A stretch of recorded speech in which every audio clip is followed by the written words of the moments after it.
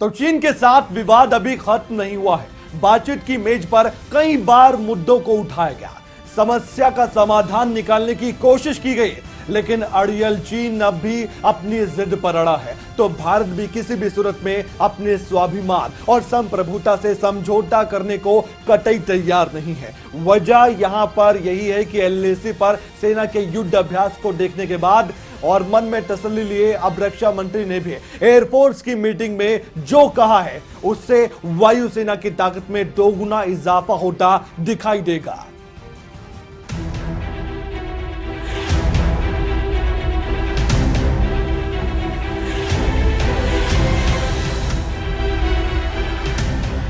चीन की चालाकियों से वाकिफ भारत अब हर मोर्चे पर चीन की पीपुल्स लिबरेशन आर्मी से निपटने के लिए कमर कस चुका है। जमीन का लालची चीन भारत की तरफ धोखे की नजरों से देखता है। भारत भी चीन की मंशा को जानता है, उसकी विश्वासघाती विस्तारवाद की नीति को पहचानता है। इसीलिए तो अब देश के रक्षा मंत्री राजनाथ सिंह भी एलएसी से लेकर एलओसी तक, दिल्ली में रणनीतिक बैठक से लेकर एयरफोर्स की बैठक तक में सेना का हौसला बढ़ाकर ये साफ कर चुके हैं कि किसी भी उकसावे पर भारत की तीनों सेना जवाब देने के लिए बेताब है। और यही रक्षा मंत्री राजनाथ सिंह ने बुधवार को भी किया। एयरफोर्स की बैठक में चीन से सीमा विवाद के मुद्दे पर चर्चा हुई। वायुसेना हर स्थिति से निपटने के लिए तैयार है। पूर्वी लद्दाख में वायुसेना की तैनाती से विरोधियों में कड़ा संदेश गया है। पिछले साल बालाकोट में एयर स्ट्राइक के दौरान भी भारतीय वायुसेना की वीरता पूरी दुनिया ने देखी।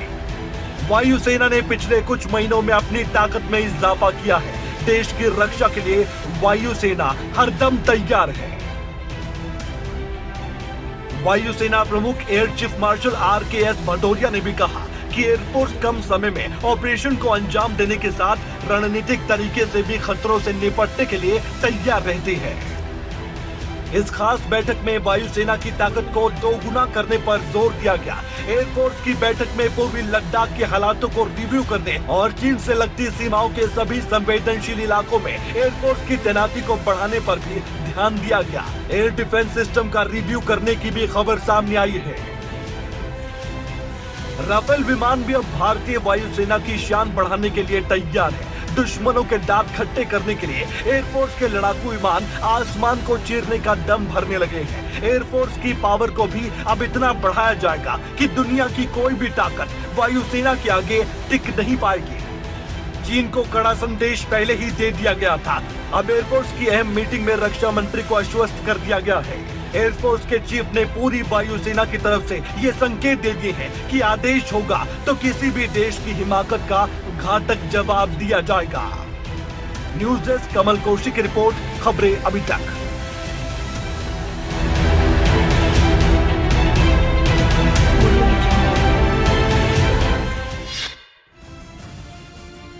चीन लगातार भारत को आंखें दिखा रहा है। यह सोच रहा है कि भारत डर जाएगा, लेकिन आज हम चीन को भारत की ताकत दिखाएंगे। चीन जिस फाइटर जेट से भारत पर हमला करने की सोच रहा होता है, उसकी सोच से कहीं ज्यादा बड़ा लड़ाकू विमान अब हवा में हुंकार भरेगा, तो उस हुंकार भर से जिनपिंग का सिंहासन तक डोलने लगेगा।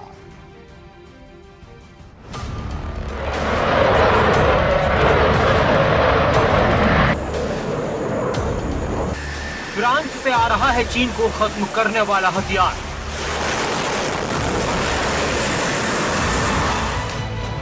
ड्रैगन को तबाह करने वाला विध्वंसक फाइटर जेट।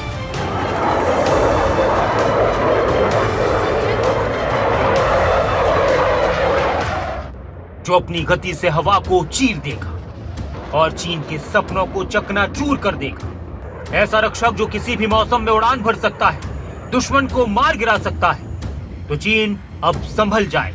उसको मारने के लिए भारत का हथियार तैयार है, जिसका नाम है राफेल। इसी हफ्ते 6 राफेल भारत पहुंचने वाले हैं। एशिया में भारतीय एयरफोर्स की धाक पहले से ही है। राफेल जुड़ने के बाद उसकी ताकत कई गुना बढ़ जाएगी। ये एयरक्राफ्ट भारत को जम्मू कश्मीर और लद्दाख के दुर्गम पहाड़ी इलाकों तक ऑल वेदर एक्सेस देगा। चीन और पाकिस्तान के साथ लगी सीमा पर इसकी तैनाती से एयर डिफेंस पहले से कहीं ज्यादा मजबूत हो जाएगा। भारतीय राफेल के मुकाबले में चीन का चेंगडू J-20 और पाकिस्तान का JF-70 लड़ाकू विमान है, मगर ये दोनों ही राफेल के मुकाबले थोड़ा कमतर मालूम होते हैं। राफेल और J-20 दोनों ही single seater twin engine aircraft हैं। जहां चीनी J-20 का मेन रोल स्टील्थ फाइटर्स का है, वहीं राफेल को कई कामों में लगाया जा सकता है। चीन J-20 का यूज दुश्मन पर नजर रखने के लिए करता है, जबकि राफेल को निगरानी के अलावा सॉर्टीज और अटैक में भी आसानी से यूज किया जा सकता है। राफेल को भारत की जरूरतों के हिसाब से मॉडिफाई किया गया है, जो इसे चीनी J-20 पर थोड़ी बढ़त देता है। चीन का J-20 विमान राफेल के मुकाबले भारी है। राफेल जहां अधिकतम 24,500 किलो वजन कैरी कर सकता है, तो वहीं J-20 34,000 किलो से लेकर 37,000 किलो वजन ले जा सकता है। राफेल की रेंज 3,700 किलोमीटर है, जो J-20 से कहीं ज्यादा है। J-20 की बेसिक रेंज 1200 किलोमीटर है, जिसे 2700 किलोमीटर तक बढ़ाया जा सकता है। दोनों ही लड़ाकू विमान अपने साथ 4 मिसाइल ले जा सकते हैं। दोनों की टॉप स्पीड भी लगभग एक जैसी है। J-20 की लंबाई 20.3 मीटर से 20.5 मीटर के बीच होती है। इसकी ऊंचाई 4.45 मीटर है, जबकि राफेल की लंबाई 15.30 मीटर और ऊंचाई 5.30 मीटर है। राफेल का विंग स्पैन सिर्फ 10.90 मीटर है, जो इसे पहाड़ी इलाकों में उड़ान भरने के लिए आदर्श एयरक्राफ्ट बनाता है। विमान छोटा होने से उसकी मैन्यूरिंग में आसानी होती है। चीन के J-20 में इंटरनल कैनन लगा है। इसमें AESA रडार लगा हुआ है, जो ट्रैक सेंसर से लैस है। चीन का दावा है इसमें passive electro optical detection system भी है, जिससे पायलट को 360 डिग्री कवरेज मिलती है। इसके मुकाबले भारत में राफेल व्यान विजुअल रेंज मिसाइल से लैस होकर आएगा, यानी बिना टारगेट प्लेन को देखते ही उसे उड़ाया जा सकता है। राफेल में एक्टिव रडार सीकर लगा है, जिससे किसी भी मौसम में जेट ऑपरेट करने की सुविधा मिलती है। स्कैल्प मिसाइल या स्टॉर्म शैडो जैसी मिसाइल किसी भी बंकर को आसानी से तबाह कर सकती है। इसकी रेंज लगभग 560 किलोमीटर होती है। राफेल परमाणु हथियार ले जाने में भी सक्षम है। पाकिस्तान ने चीन के साथ मिलकर ये लड़ाकू विमान डेवलप किया है। ये मल्टी रोल एयरक्राफ्ट है, हवा से जमीन में मार कर सकता है। चीन ने इसमें कुछ नई चीजें जोड़ी हैं, जिसके बाद इसकी क्षमता बढ़ गई है। लेकिन राफेल के आगे ये सारे लड़ाकू विमान पानी भरते नजर आएंगे, क्योंकि राफेल की गर्जना भर से ही दुश्मन का दिल हिलने लगता है। तो अब तय है कि पहाड़ों पर चीन से भारत टकराएगा, तो उसको खत्म करने में राफेल वक्त नहीं लगाएगा। खबर अभी तक के लिए रजत राणा की।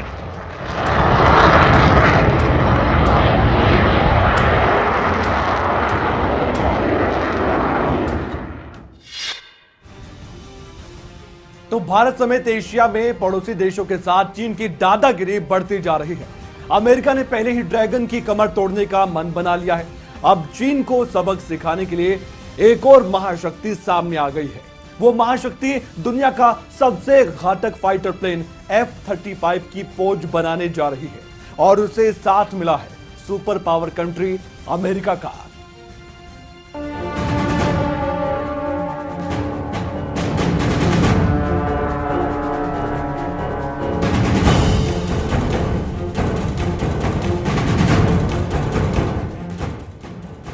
चीन की सुपर पावर बनने की सनक, छोटे देशों को हड़पने की हनक और सिक्कों से दूसरों को खरीदने की उसकी नीयत। अब चंडाल चीन दुनिया के सामने पूरी तरह नंगा हो चुका है। वो सुपर पावर बनने की सनक में खुद को खत्म करने ही वाला है, बल्कि दुनिया के खात्मे की वजह भी बनेगा। वो अमेरिका और भारत को तो उकसा ही रहा है, लेकिन अब वो पंगा लेने लगा है जापान से।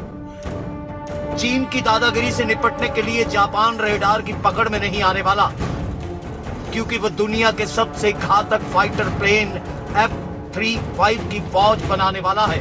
अमेरिका के विदेश मंत्रालय ने 5वीं पीढ़ी के F-35 फाइटर जेट की बिक्री को अनुमति दे दी है, और जापान 105 फाइटर जेट के लिए अमेरिका को 23.11 अरब डॉलर देगा।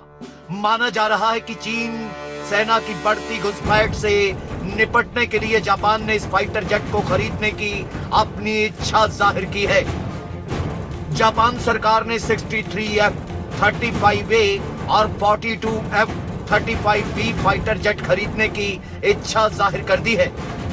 इसके अलावा जापान लड़ाकू विमानों के इंजन भी खरीदना चाहता है। घातक हथियारों की इस बिक्री से एशिया प्रशांत क्षेत्र में अमेरिका की विदेशी नीति के हितों को रक्षा में मदद मिलेगी, साथ ही जापान की सुरक्षा क्षमता भी बढ़ेगी। ये F-35 फाइटर जेट जापान में ही असेंबल किए जाएंगे। उनके कल पुर्जों की आपूर्ति अमेरिका करेगा। इससे पहले जनवरी में 2 अन्य देशों ने अमेरिका से F-35 विमान खरीदने की अपनी भी इच्छा जताई थी, जिसमें पोलैंड और सिंगापुर का नाम शामिल है। पोलैंड 32-5F-35 और सिंगापुर 12F-35 विमान अमेरिका से खरीद रहा है। F-35 विमान अत्याधुनिक तकनीक से लैस है और रेडार की पकड़ में भी नहीं आते।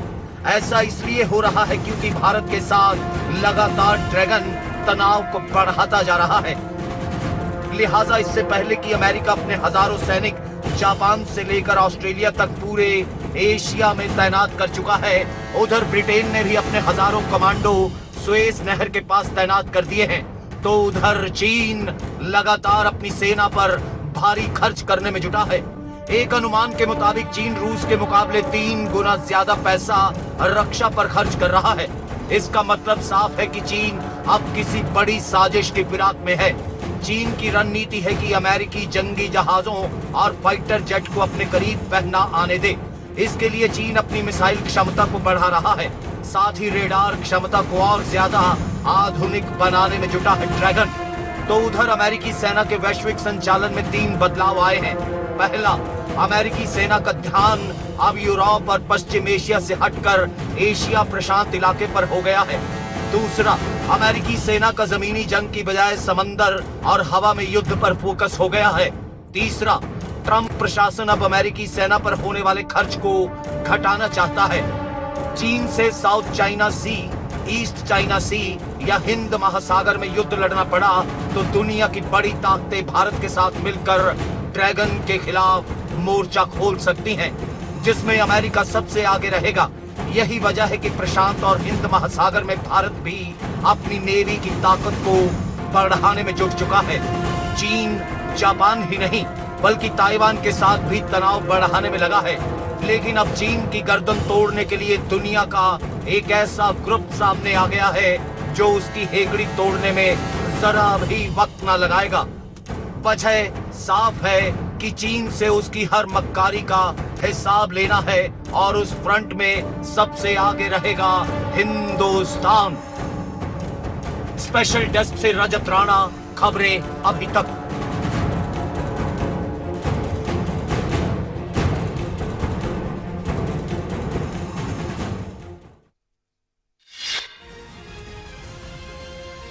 तो चीन की सर्जरी की तैयारी हो रही है। ताइवान का जिक्र भी आपने सुना है। तो अब बात करते हैं ताइवान की। दक्षिण चीन सागर में तनाव भी लगातार बढ़ता जा रहा है, लेकिन अब चीन को जवाब देने के लिए दुनिया के बड़े देश इकट्ठा हो चुके हैं। चीन पिट रहा है, भाग रहा है, लेकिन अगले ही मौके में पीठ पर वार करने की कोशिश भी कर रहा है। लेकिन जिनपिंग को अब भी समझ नहीं आ रहा है कि वो जिस आग से खेल रहा है उसमें झुलस कर ही रहेगा।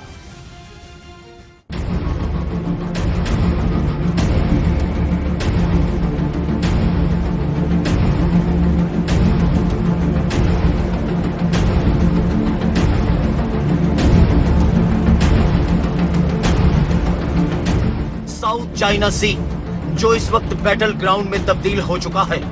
जंगी बेड़े समंदर के नीले पानी में उतर चुके हैं और ये हलचल युद्ध की है। अमेरिका, ब्रिटेन और भारत के बाद अब ताइवान ने भी चीन को जवाब देने की तैयारी शुरू कर दी है। ताइवान ने जोरदार सैन्य अभ्यास शुरू कर दिया है। इस अभ्यास में ताइवान की सेना के तीनों अंग हिस्सा ले रहे हैं। ताइवान के लड़ाकू हेलीकॉप्टर और फाइटर जेट समंदर के अंदर भीषण बमबारी कर रहे हैं, वहीं उसकी तोपें भी आग उगल रही हैं। ताइवान पर कब्जे की धमकी देने वाली चीनी सेना इस शक्ति प्रदर्शन को चुपचाप देखने को मजबूर है। इस अभ्यास को चीन ने हाक वांग ड्रिल नाम दिया, जिसका मतलब है खोया हुआ क्षेत्र वापस हासिल करना। सैन्य उपकरणों के साथ युद्धाभ्यास किया। चीन को ये संदेश दिया जा रहा है कि ड्रैगन की अब एक नहीं चलेगी। हमले की स्थिति में ताइवान सेना तामसुई से 9 किलोमीटर दूर स्थित गुवांडू पुल को उड़ाया जा सकता है और उसके मलबे से दुश्मन को दाखिल होने से रोका जा सकता है। ताइवान के गुवांडू एरिया कमांड ने नदी से दुश्मन के दाखिल होने की स्थिति से निपटने के लिए युद्धाभ्यास को अंजाम दिया। ताइवान के सैन्य ड्रिल में टैंक, तोपें, मिसाइल लॉन्चर, पनडुब्बी और फाइटर जेट तक ने हिस्सा लिया। हांगकांग में चीन की क्रूर कार्रवाई के बाद अब ताइवान ड्रैगन के खिलाफ हर तरह की स्थिति के लिए खुद को तैयार करने में जुटा है। ताइवान की सेना के अभ्यास का अंदाजा इस बात से लगाया जा सकता है कि वह देश की राष्ट्रपति को PLA के हाथों किडनैप होने की स्थिति से निपटने की प्रैक्टिस भी करेगा। इसके अलावा 10 साल में पहली बार लाइव टॉर्पीडो टेस्ट भी किया जाएगा। अमेरिका से मिले F-16V फाइटर जेट समुद्र और ताइवान के एयर स्पेस में पेट्रोलिंग करेंगे। यही नहीं, एक ऐसी बटालियन भी युद्धाभ्यास करने में जुटी है जिसमें स्नाइपर और सैनिक शामिल हैं, जो मानव रहित एयररेल व्हीकल्स और पोर्टेबल मिसाइल लॉन्चर्स को ऑपरेट करेंगे। ताइवान पर जबरन कब्जे का सपना देख रही चीनी सेना इस युद्धाभ्यास के खिलाफ चाहकर भी कुछ नहीं कर पा रही। चीनी सेना का एक जहाज इस इलाके में तैनात है, लेकिन वह केवल ताइवान की गतिविधियों की निगरानी कर रहा है। दरअसल चीन ताइवान को अपना हिस्सा मानता रहा है। 2 करोड़ 40 लाख की आबादी वाला ताइवान चीन से महज 160 किलोमीटर की दूरी पर है। दोनों के बीच ताइवान स्ट्रेट है जो उन्हें अलग करता है। चीन ताइवान पर कब्जा तो करना चाहता है, लेकिन दक्षिण चीन सागर में इन दिनों 2 अमेरिकी एयरक्राफ्ट करियर तैनात हैं। परमाणु ऊर्जा से चलने वाले ये अमेरिकी विमान वाहक पोत चीन के हमले की सूरत में उसे तबाह कर देने की क्षमता रखते हैं। इसी डर से चीन चाहकर भी ताइवान के खिलाफ कोई एक्शन नहीं ले पा रहा। अमेरिका ने इस अभ्यास को देखते हुए अपना जासूसी विमान भी लगातार इसी इलाके में तैनात कर रखा है। अमेरिका पहले से ही चीन को खत्म करना चाहता है। वो चीन के खिलाफ इतने गुस्से में है कि बस चीन ने अब कोई गलती की तो अमेरिका पल भर में चीन के खिलाफ मोर्चा खोल देगा और इस वॉर फ्रंट में दुनिया की कई बड़ी शक्तियां उसका साथ देंगी। स्पेशल डेस्क से रजत राणा, खबरें अभी तक।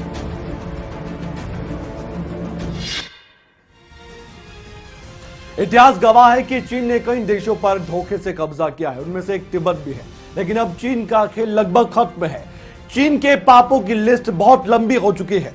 चीन के किए गए कारनामों का कच्चा चिट्ठा अब दुनिया के सामने है। दूसरे देशों की जमीन पर निगाह टिकाने वाले चीन को अब उसकी जमीन की रखवाली करना मुश्किल लगने लगा है, क्योंकि अब चीन के कब्जा किए हुए देशों से चीन के खिलाफ है आवाज बुलंद होने लगी है और पूरी दुनिया को चीन की ओर से मानवता पर किए गए हमले की सच्ची कहानी भी बयां कर दी गई है।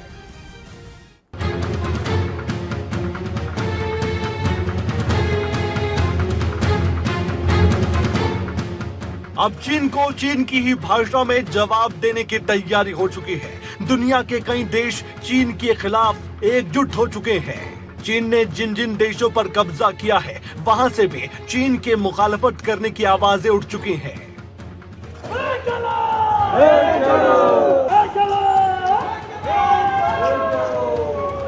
चीन ने जिन तरीकों से मानव अधिकारों का उल्लंघन किया है, उसकी पोल अब दुनिया के सामने खुल चुकी है। चीन की हरकतों से हर कोई परेशान है। अब इसी कड़ी में निर्वासित तिब्बती भी चीन के खिलाफ भारत के साथ कंधे से कंधा मिलाकर खड़े होने की बात कहते नजर आए। मकलोडगंज में स्टूडेंट फॉर फ्री तिब्बत यानी SFT ने चीन के खिलाफ नारेबाजी की और चीन को चेतावनी दी। इस दौरान SFT कार्यकर्ताओं ने चीनी राष्ट्रपति शी जिनपिंग का सर लटकाकर 50 फीट लंबा बैनर लहराया। 2 दिन में तैयार किए गए इस बैनर पर डाउन विद चाइना, तिब्बत की आजादी और भारत की सुरक्षा लिखा गया।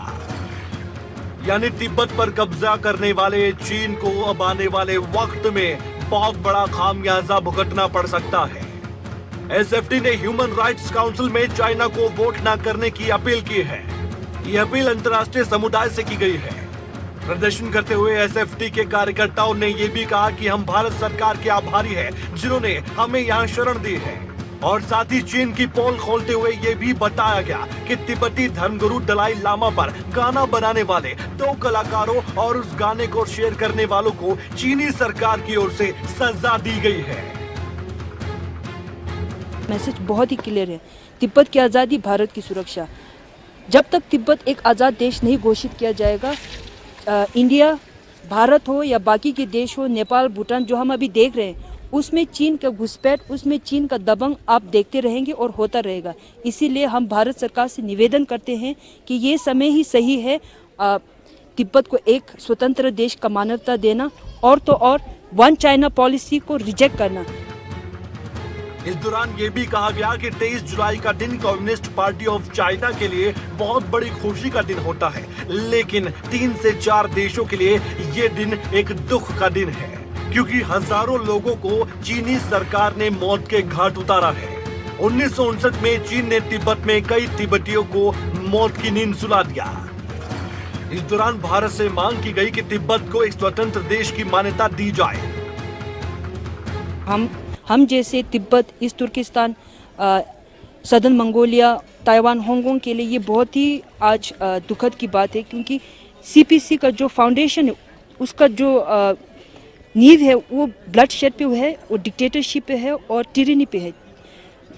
लाखों हजारों की संख्या में लोगों की उन्होंने मौत के घाट उतारा है। तिब्बत में अगर देखा जाए तो 1 करोड़ से भी ज़्यादा तिब्बतियों को उन्होंने मौत के घाट उतारा है 1959 को।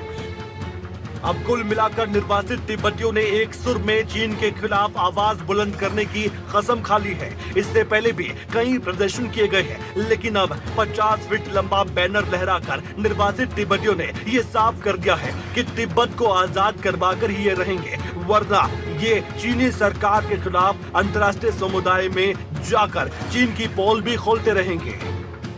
खबरें बिटक के लिए धर्मशाला से मनोज धीमान की रिपोर्ट।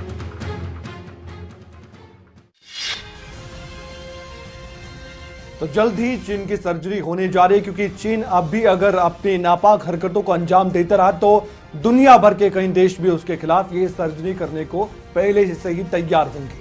फिलहाल हमारी खास पेशकश में इतना ही। अपना ख्याल रखिए और देखते रहिए खबरें अभी तक।